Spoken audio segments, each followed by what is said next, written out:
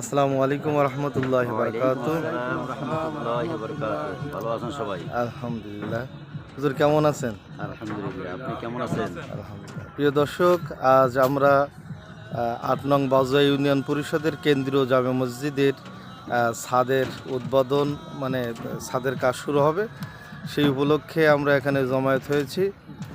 আর এখানে উপস্থিত আছে এলাকার গণ্যমান্য ব্যক্তিবর্গ এবং উপস্থিত আছেন মুয়াজ্জিন সাহেব, মসজিদে দীর্ঘদিন পর্যন্ত আজান দিয়ে আসছেন।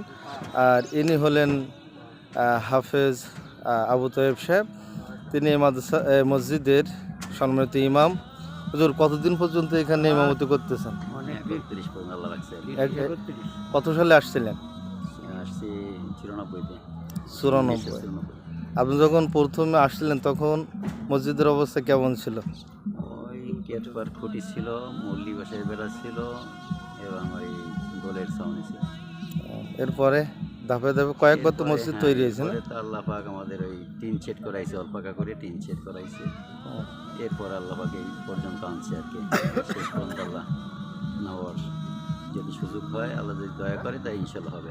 ও, আপনি যাদের পড়াইছেন মক্তবে, যে ছাত্রছাত্রীরা ছিল, তাদের বয়স এখন কেমন?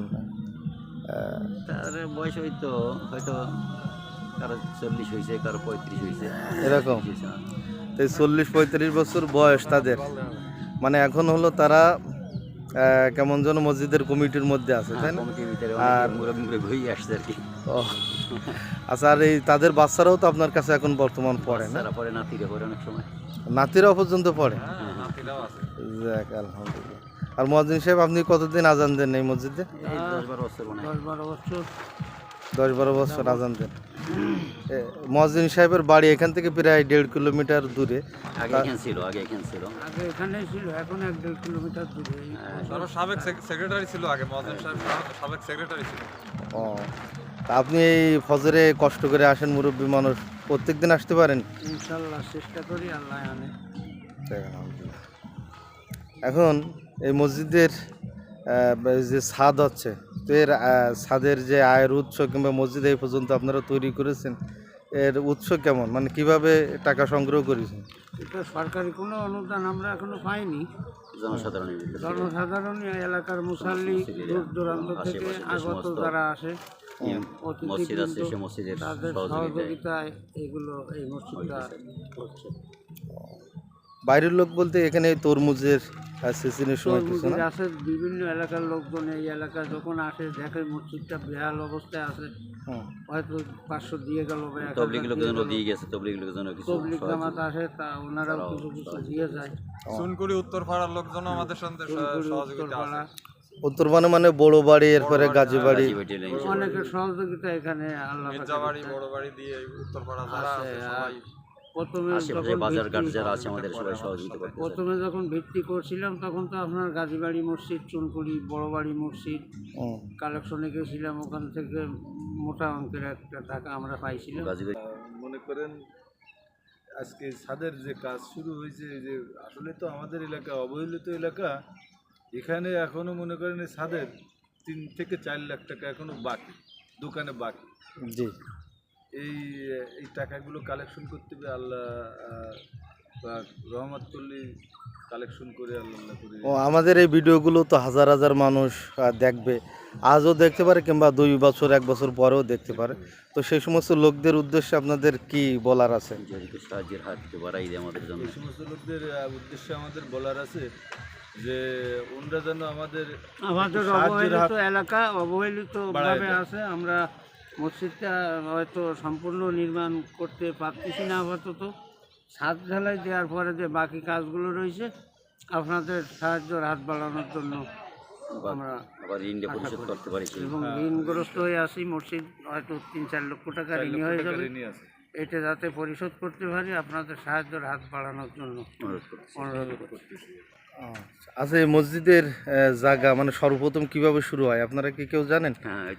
মসজিদের জায়গা আপনার প্রথম কিছু মুরব্বী এখানে ছিল, ওনারা লঞ্চঘাটায় একটা ফান্দাখানা করার উদ্যোগ নিয়েছিল। পরে আমার খালু শ্বশুর নিসার আলী মির্জা, মরহুম নিসার আলী মির্জা, উনি বলল যে আমি জায়গা দিচ্ছি, আপনারা এখানে ঘর বাঁধেন না, আপনারা আমার জায়গায় আসেন, আমি জায়গা অপ্প করে দেব। সেই হিসাবে মরহুম নিসার আলী মির্জা এই জায়গাটা দিছিল, এবং খালি এই জায়গা না, উনি মসজিদের ইমাম সাহেবের বেতনের জন্য আরও 2 বিঘা জমি উনি ধানের জমি দান করে গেছেন, অপ্প করেই দিয়ে গেছেন আর কি। ওনার সহযোগিতায় এই জায়গাটায় মসজিদ আল্লাহ পাকের ইচ্ছায় মসজিদের সামনে সামনে একটু জায়গা দিয়েছে। মসজিদের সামনে আপনার অব্দর 5 শতক জায়গা ছিল, তাও ওই 5 শতকের ওসিলা করে আমরা ইনশাল্লাহ সরকারি তরফের থেকে ওইটা এফসিডিআই প্রকল্প করছিলাম। জি সেই এফসিডিআর আওতায় আমরা মসজিদের সামনেটাও ভোগ্য করলে মসজিদ আছে ইনশাল্লাহ। যাক আলহামদুলিল্লাহ। এখন আমাদের গাজীপুর ইমাম সাহেব কবরস্থানের যে কবরস্থানের জায়গাটা দিয়েছিল জালাল সাহেব, আফজাল হোসেন কটুর ভাই জালাল সাহেব, উনি কবরস্থানের জায়গাটা দিয়েছে। আমাদের কবরস্থানের জায়গাটা খুব স্বল্প, আমাদের ওই কবরস্থানের জায়গা আরও একটু প্রয়োজন, বাড়ানোর জন্য আমরা উদ্যোগ নিচ্ছি। আপনারা সবাই আশা করি সাহায্য করবেন বা সহযোগিতার হাত বাড়াবেন। আচ্ছা, আপনাদের এই মহল্লায় কতজন সদস্য আছে, মানে মহল্লাটা কেমন বড়? 110 কি 15 এরকম আছে। তা আর সবাই তো আর আশপাশ এলাকা কি সব মুসলিম নাকি অন্য ধর্মের লোক বেশি আছে এখানে? খ্রিস্টান, আমাদের মসজিদের পশ্চিম পাশে আছে খ্রিস্টান পাড়া, ওটা অনেক দূর নিয়ে খ্রিস্টান সম্প্রদায়। সামনে আপনার ওই চুনকুড়ি বাঁধের উপরে কিছু হাট বাজার বসে, ওই পাশে আবার দাসপাড়া আছে। আমরা বিভিন্ন জাতির লোক এক জায়গায় বসবাস করি। মানে এখানে খ্রিস্টান সব জি, এখানে অধিকাংশ অমুসলিম, এই জন্য মসজিদের সাহায্য কিংবা এগুলো বাইরের থেকেই প্রয়োজন, তাছাড়া এলাকার লোক এগুলো করতে পারে না। একটু পরেই মসজিদের ছাদ ঢালাইয়ের কাজ হবে, আশা করি সে ভিডিওটা আপনাদের দেখাবো, আপনারা সঙ্গে থাকুন। আসসালামু আলাইকুম রহমতুল্লাহ। রহমতুল্লাহ।